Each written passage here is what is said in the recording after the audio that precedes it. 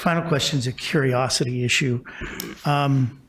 Orange County with 4 million people plus, with no mask facial covering requirements, have less than half of the deaths we do.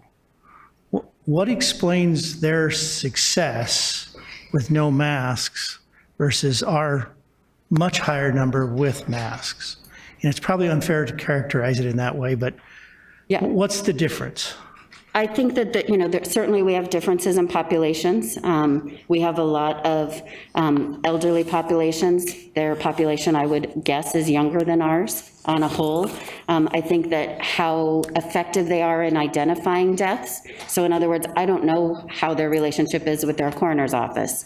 I don't know if they're really combing through all of their death certificates. So it's really hard to answer, but those are the kinds of things that would lead me to think that could result in a difference like that.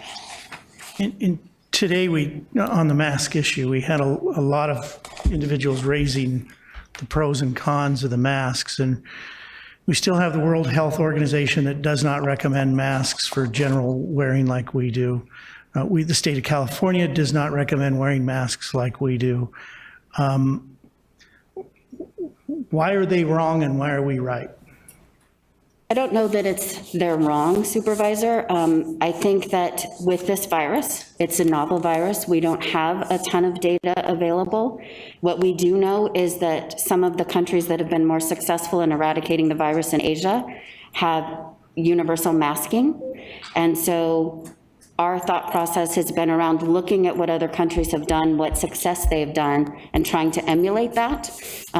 So I like to characterize it as we're out in front, and that if it can help a little bit, then it's worth the effort. I think it also gets us in a good position to be able to start opening things up if we do have those types of things in place.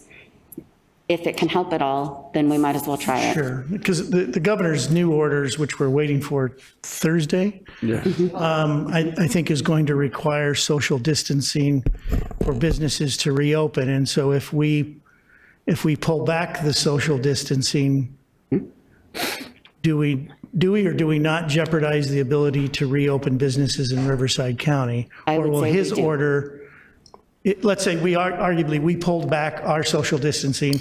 He said, if you want to have businesses reopen, they have to have social distancing. Do we then have to come back and re-implement social distancing in order for those businesses to open?